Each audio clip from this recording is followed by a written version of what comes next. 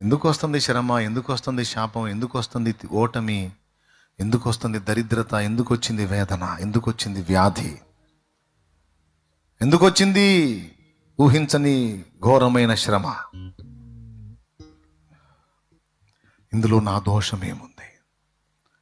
ఇందులో నా తప్పేం జరిగింది? ఇందులో నా పొరపాటు ఏముంది? ఏమన్నాడు? నేను ఎంత మంచోడ్నో ఆయనకు అర్థం కాల.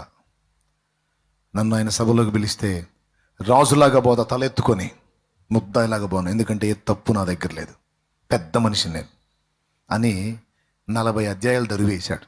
దాదాపు 38 అధ్యాయాలు. ఏబు కొన్ని మాటలు మాట్లాడిన తర్వాత